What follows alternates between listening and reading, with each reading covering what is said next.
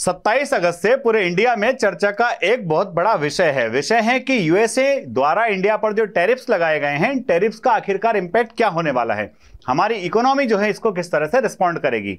RBI के पूर्व governor Raghuram Rajan ने एक स्टेटमेंट दिया और उन्होंने कहा कि बड़े देश जो है वो दूसरे देशों के खिलाफ ट्रेड, इन्वेस्टमेंट और फाइनेंस को एक हथियार की तरह इस्तेमाल कर रहे हैं। हमारे ऊपर आरोप लगाया जा रहा है कि हम रशिया से जो तेल खरीद रहे हैं, इस वजह से हमें 25% और ज्यादा पेनल्टी के रूप में टैरिफ भरना पड़ेगा। तो अब हम इस वीडियो में डिस्कस करने वाले हैं कि आखिरकार ये जो टैरिफ्स हैं, इन टैरिफ्स का इंडियन इकोनॉमी पर किस तरह से इंपैक्ट पड़ेगा, क्या ये हमारे लिए एक वरदान साबित होगी या फिर अभिशाप बन करके हमारी इंडस्ट्री को पीछे धकेल देगी। तो दोस्तों, सबसे पहले डिस्कस करते हैं कि आखिरकार जो है ये टैरिफ हाइक क्या है, किस किस तरह के टैरिफ लगाए गए हैं। तो सबसे पहले तो डोनाल्ड ट्रंप ने जो रेसिप्रोकल टैरिफ अनाउंस किया था कि इंडिया जो है उस पर 25% टैरिफ लगाया जाएगा। 25% तो इन्होंने बेसिक टैरिफ लगा दिया, उसके बाद में फिर 25% एक टैरिफ लगाया जो पेनाल्टी के तौर पर। पेनाल्टी के तौर पर मतलब क्या कि भाई साहब, आप रशिया से तेल खरीदते हो, आपको आवश्यकता नहीं है, उसके बावजूद भी आप तेल खरीदते हो और उस तेल को रिफाइन करके आप दूसरे देशों को बेच देते हो। तो कहीं ना कहीं आप रशिया के लिए एक वॉशिंग मशीन की तरह काम कर रहे हो, ऐसा आरोप उन्होंने हमारे ऊपर लगाया है। भाई साहब, अब इस तरह से चाइना भी करता है। चाइना बहुत सारे देशों से रॉ मटेरियल परचेस करता है, उसको फिनिश प्रोडक्ट में कन्वर्ट करके पूरी दुनिया को बेचता है। तो जब हमारे पास कोई रिफाइनरी है, कोई ऐसा सिस्टम हम लोगों ने डेवलप किया है जिसके थ्रू हम वर्ल्ड मार्केट में कुछ फिनिश प्रोडक्ट को बेच सके, तो उसमें आखिरकार बुराई क्या है। ऐसा हम करने वाले हम अकेले देश नहीं, पूरी दुनिया ऐसा करती है। तो अब हम डिस्कस करते हैं कि ये आखिरकार इस टैरिफ से हमको नुकसान होने वाला क्या है। तो सबसे बड़ी बात कि डोनाल्ड ट्रंप ने जो टैरिफ लगाए हैं उसमें ब्राजील और इंडिया, ये दोनों ऐसे देश हैं जो सबसे ज्यादा भारी भरकम टैरिफ का सामना कर रहे हैं। अब उन्होंने अपनी सहूलियत के हिसाब से टैरिफ लगाया है। कुछ ऐसे प्रोडक्ट हैं जिन पर टैरिफ लगाया है और कुछ ऐसे प्रोडक्ट्स हैं जिनको टैरिफ से बाहर रखा है। तो सबसे पहले बताता हूं किन प्रोडक्ट्स को उन्होंने बाहर रखा है। ये जो प्रोडक्ट्स हैं ये उनके लिए बड़े ही काम के और बड़े जरूरी हैं। जैसे कि यूएसए जो है बहुत ज्यादा डिपेंड करता है हमारे फार्मास्यूटिकल प्रोडक्ट्स के ऊपर, साथ ही साथ हमारे पेट्रोलियम प्रोडक्ट्स जिसकी उसको जरूरत है, साथ ही साथ स्मार्टफोन्स और इलेक्ट्रॉनिक्स।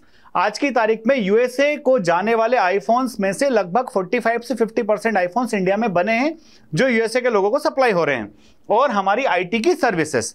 तो इन प्रोडक्ट को यूएसए ने जो है इस टैरिफ से बाहर रखा हुआ है ताकि ये जरूरी चीजें उनके लिए बहुत ज्यादा महंगी ना हो जाए।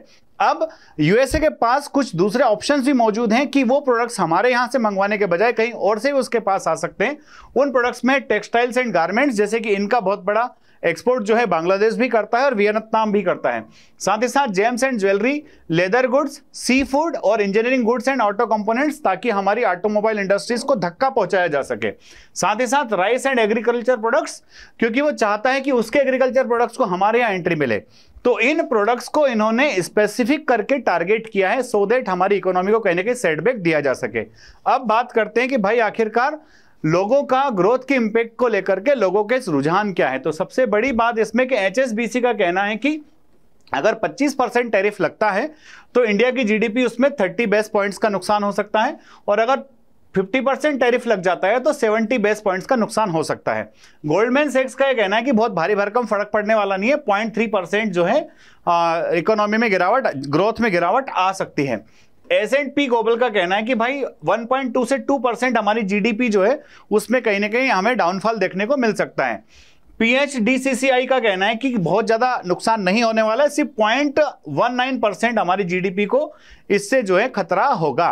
तो खतरा बहुत बड़ा नहीं है, बट होता क्या है जब एक सामान्य व्यक्ति, एक आम आदमी की नौकरी चली जाती है तो उसके बच्चों पर जो इंपैक्ट पड़ता है वो इंपैक्ट बड़ा ही भारी होता है और वो भविष्य का निर्धारण करने वाला होता है। अब इसके इमीडिएट फॉलोआउट्स क्या होने वाला है। तो दोस्तों, इमीडिएट फॉलोआउट्स क्या होते हैं आप लोग जानते हो कि मार्केट रिएक्शंस क्या करेगा। इसमें रुपये, पैसे की थोड़ी बहुत है ना, पैसे की कीमत थोड़ी घट सकती है, हमारे स्टॉक मार्केट में डिक्लाइन आ सकता है। साथ ही कुछ स्मॉल एक्सपोर्टर्स जो हैं वो अपने कर्मचारियों को नौकरी से निकाल सकते हैं।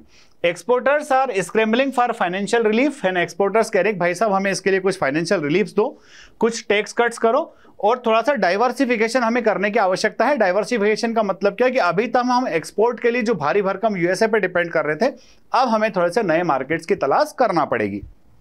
अब बात आती है कि भाई आखिरकार डोनाल्ड ट्रंप ने सब किया क्यों है, इतना बढ़िया दोस्ती है, क्वाड के बारे में चर्चा हो रही थी, है ना, India is a great friend, Modi is my best friend, इस तरह के नारे लगाने वाले ट्रंप जो है अपने सेकेंड टेन्योर के दौरान इतने बदल कैसे गए। तो दोस्तों आपको पता होगा कि जब डोनाल्ड ट्रंप ने अपना इलेक्शन कैंपेन किया था तो उन्होंने एक नारा दिया था मागा, मेक अमेरिका ग्रेट अगेन। वो इस नारे के साथ गए थे चुनाव में, वहां उन्होंने लोगों से वादा किया था कि मैं अमेरिका को वापस से ग्रेट बनाऊंगा।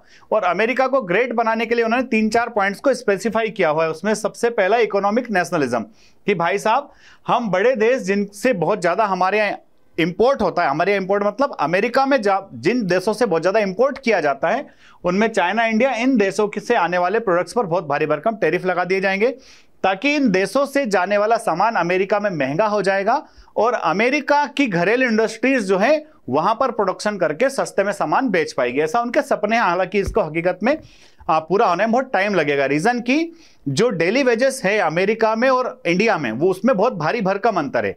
एक व्यक्ति दैनिक रूप से इंडिया में लगभग जितने रुपए में काम करता है उससे ज्यादा 3 गुना रुपया देकर के अमेरिका में काम कराना पड़ता है। तो बड़ा मुश्किल है अमेरिका के लिए सपने को पूरा करना। दूसरा, टफ इमिग्रेशन स्टांस, कि इन्होंने जो है स्ट्रांग बॉर्डर कंट्रोल्स किया, जो लोग इलीगली वहां पर रह रहे थे, जो लोग इलीगल इमिग्रेशन हुआ था उसके ऊपर इन्होंने क्रैकडाउन किया। हमने देखा कि इन्होंने विमानों में भर भर के दूसरे देशों को लोगों को वहां पहुंचाया। और पेट्रोलिज्म एंड ट्रेडिशनल वैल्यूज को थोड़ा ध्यान में रख करके इन्होंने कुछ बातें करी हैं, यानी कि डोनाल्ड ट्रंप चाहते हैं कि भाई वो अमेरिकन जिनको भुला दिया गया है उनको मैं पुनः स्थापित करूं, उनको पुनः याद करूं। तो इस तरह से मेक अमेरिका ग्रेट अगेन बनाना चाहते थे। अब देखते हैं कि आखिरकार इसके बून क्या होंगे और बेन क्या होंगे। तो सबसे पहले बात कर लेते हैं थोड़े बहुत नुकसान जो होने वाले हैं बेन के फॉर्म में। तो सबसे पहला कि ऐसे सेक्टर्स जो लेबर इंटेंसिव सेक्टर्स है, जहां लेबर की आवश्यकता ज्यादा होती है, उनके ऊपर थोड़ा सा ज्यादा नुकसान हो सकता है, क्योंकि प्रोडक्ट एकदम से 100 रुपए का जो प्रोडक्ट होता था वो वहां अब 150 में मिलेगा और 150 के बाद उसको मुनाफा कमा के बेचना होगा। तो कहीं ना कहीं एकदम से प्रोडक्ट थोड़े से महंगे हो जाएंगे, तो उन सेक्टरों पर ज्यादा प्रभाव पड़ सकता है जो लेबर इंटेंसिव सेक्टर है। दूसरा, हमारी जीडीपी में थोड़ा सा डाउन हो सकता है, थोड़ी सी रुकावट हो सकती है, हमारे मेजर एक्सपोर्ट लॉसेस जो हैं वो हो सकते हैं। और नेक्स्ट इज हमारा स्मॉल एक्सपोर्टर्स जो हैं उनको थोड़ी तकलीफ हो सकती है, क्योंकि उनके पास फाइनेंशियल कैपिटल जो होती है वो थोड़ी सी कम मात्रा में होती है और इसकी वजह से हमारी कम्युनिटीज को थोड़ा सफर करना पड़ सकता है, उन लोगों को सफर करना पड़ सकता है जो इस तरह के ट्रेड और एक्सपोर्ट के अंदर डायरेक्टली इन्वॉल्व थे। अब इसके फायदे क्या होने वाले हैं? तो दोस्तों सबसे फायदा बड़ा होने वाला है वो ये होने वाला है डाइवर्सिफिकेशन पुश, कि अभी तक जो हम सारा सामान सिर्फ अमेरिका को ही भेज रहे थे, अब उस सामान को हम दूसरे देशों को भेजने के बारे में सिर्फ सोचेंगे ही नहीं, वहां उसको थोड़ा सा हम अच्छी पॉलिसीज ला करके उन देशों के साथ ट्रेड एग्रीमेंट्स करेंगे और वहां अपने प्रोडक्ट्स को पहुंचाएंगे। ये देश कौन कौन से? इसमें European union, Latin America, Africa, south east Asia और दूसरे देश जो हमारे आसियान कंट्रीज है उनको हम सामान पहुंचाएंगे, ताकि जो है हम यूएसए पर अपनी जो भारी भरकम डिपेंडेंसी थी उसको कम कर सकें।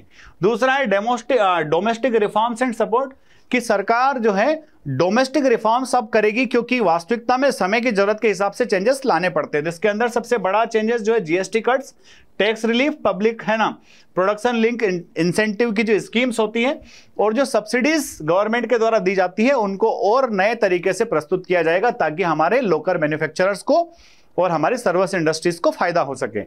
इकोनॉमिक रेजिलियंस, की भाई इंडिया जो है हमारा बहुत बड़ा डोमेस्टिक मार्केट है, तो हम अपने अगर लोकल फॉर वोकल की बात करते हैं, हमारे प्रोडक्ट जिनको हम बहुत ज्यादा एक्सपोर्ट करने पर डिपेंडेंसी रहते हैं, अगर हमारे देश में उन प्रोडक्ट्स को अपने लोगों को कंज्यूम करने के लिए प्रेरित किया जाएगा तो यह भी एक बड़ा बेनिफिट इंडिया के लिए हो सकता है। नेक्स्ट है लॉन्ग टर्म कॉम्पिटिटिवनेस, कि भाई अभी यूएसए ने हमारे ऊपर टैरिफ लगा दिए हैं, यूएसए में हमारे प्रोडक्ट अभी महंगे हो जाएंगे, हम वहां बेच नहीं पाएंगे, बट जब हम सारे उपाय करेंगे तो उससे फिर क्या होगा दोस्तों, कि टैरिफ प्रेशर को झेलने के लिए हमारी इकोनॉमी और हमारे इनोवेशन, हमारे बेटर जॉब क्रिएशन में ये सारी चीजें मदद करेगी। और लास्ट है दोस्तों फार्मा रेजिलियंस, चूंकि हमने देखा कि यूएसए ने टैरिफ लगाया है पर फार्मा को उससे छूट दे दी है, तो कहीं ना कहीं फार्मा के प्रोडक्ट्स वहां उसी मात्रा में भेजे जाते रहेंगे, एक्सपोर्ट होते रहेंगे जिस लेवल पर हम पहले कर रहे थे। और उसके साथ ही साथ जब नए मार्केट में हमारे दूसरे प्रोडक्ट्स जाएंगे तो हमारा फार्मा सेक्टर जो है वो भी पूरी दुनिया के और अच्छे बड़े मार्केट्स में अपनी पकड़, अपनी पहुंच बना पाएगा। दोस्तों बॉटम लाइन क्या है कि शॉर्ट टर्म क्या प्रॉब्लम हो सकती है, कि भाई सबसे बड़ी प्रॉब्लम तो वही है कि हमको जो इकोनॉमिक डिस्कम्फर्ट होगा specially for MSMEs and vulnerable sectors. और दूसरा मिड टू लॉन्ग टर्म क्या होगा, could catalyse A boon surprising structural resilience through diversification, reform and improved competitiveness if managed well. Balancing immediate impacts with strategic adaptation will be key for India to turn this crisis into an opportunity. कि भाई हम नया market खोजेंगे, resilience से काम करेंगे, infrastructure को improve करेंगे, नए रिफॉर्म्स लेकर और इनोवेशन के साथ साथ हम इंडिया जो है वापस से उसी दोगुनी ताकत से अपनी क्षमता को प्रदर्शित करेगा जो हमेशा करता आया है। जब इंडिया ने ब्रिटिशर्स को इंडिया में नहीं ठहरने दिया तो ये ट्रंप के छोटे मोटे टैरिफ हमें बहुत दिन तक प्रभावित नहीं कर पाएंगे। माना कि सामने चुनौती थोड़ी सी बड़ी है, परंतु हमारे हौसले जो है उस चुनौती से कई गुना बड़े हैं। निश्चित तौर पर हमें सफलता मिलेगी। जय हिंद, जय भारत, इंकलाब जिंदाबाद, भारत माता की जय।